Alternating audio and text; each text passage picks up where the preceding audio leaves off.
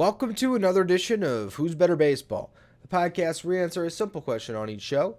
Who's better at baseball? I'm your host, Ryan Finkelstein, managing editor at justbaseball.com, and today we had wild card previews written for each of the four different series, and I've been breaking them all down in a video series here, Who's Better.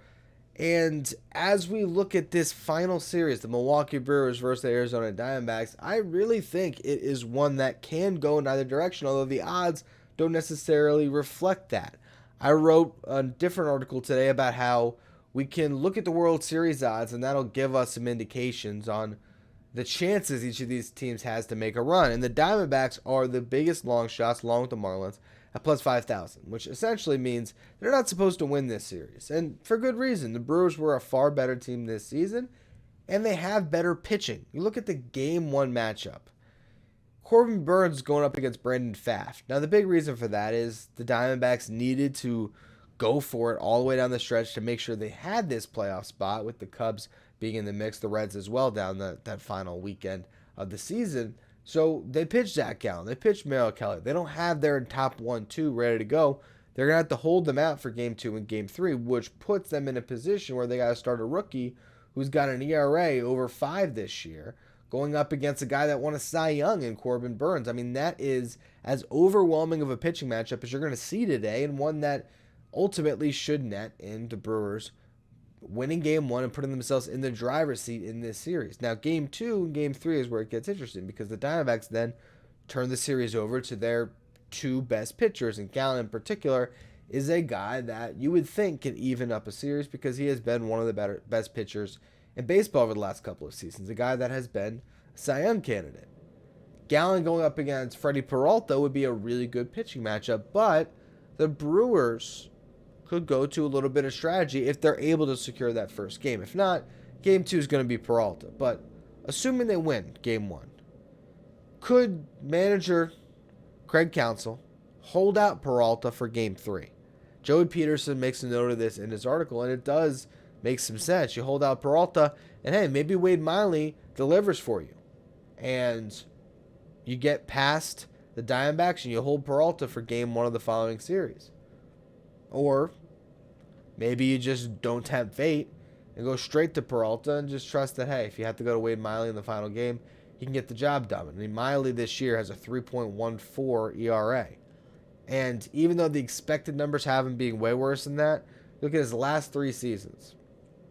Cincinnati in 2021, 3.37 ERA, over 163 innings pitched. Last year, only made 8 starts, pitched in 9 games, 37 innings. Did have a 3.16 ERA, though.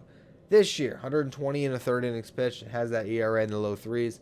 It's a guy that, even though he might be expected to be worse based on how hard he's hit and things like that, he's been a quality pitcher. So I think the Brewers have a good chance to win any of these 3 games, although it would be way better if they had Brandon Woodruff, who was out with an injury. So they're hoping to get him back later in the playoffs, but for now, they are pitching down a man.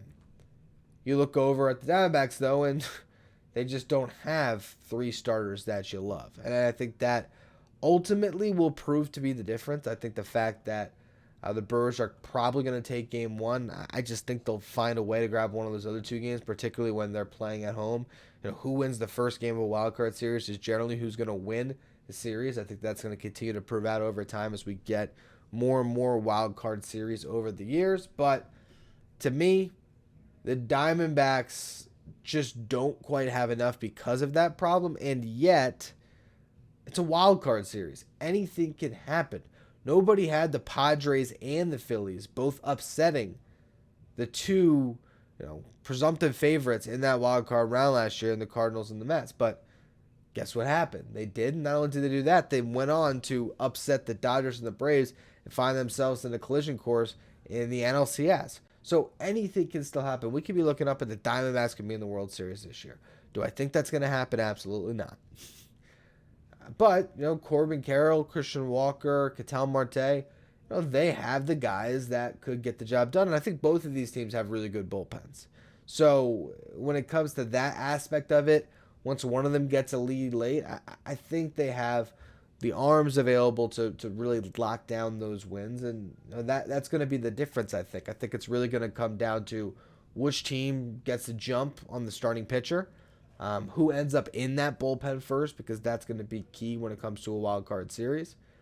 And ultimately, I think either team can hold down those leads late. So it really is going to depend on the starting pitching, and how this lineup or these lineups can fare early on in these games. But ultimately, if I got to take my pick on which team I think wins this round, I think it's the Brewers. And honestly, I think there's every chance they might win it in two. I guess the one wrinkle I'll throw at it, okay?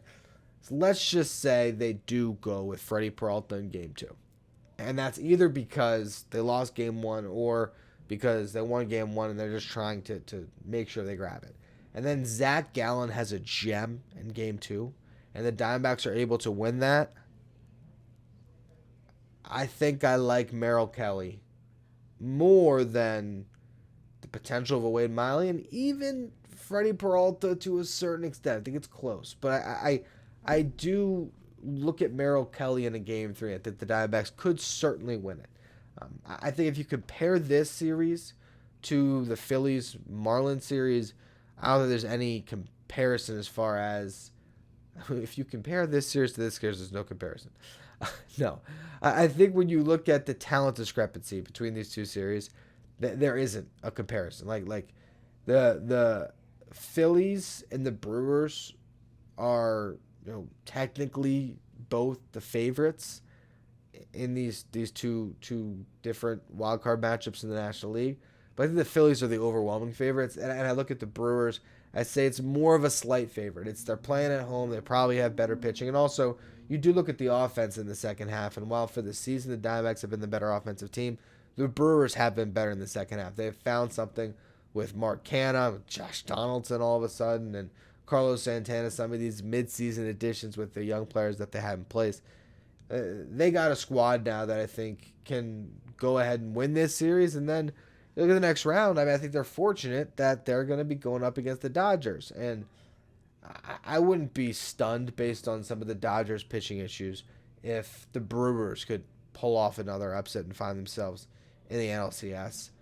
Diamondbacks for that matter as well. I think this is the side of the bracket where anything could happen, whereas the other side of the National League bracket, I would imagine it's going to be Phillies, make it past the Marlins, and the Braves will do what they're supposed to do and take the first step in their eventual run to, I don't know if I'm going to call it a World Series title just yet, but I do think this year the Atlanta Braves are going to be representing the National League in the World Series. But, hey, you never know. Maybe it's the D-backs. Maybe it's the Brewers. I think the Brewers are the better team, though, when it comes to this particular matchup.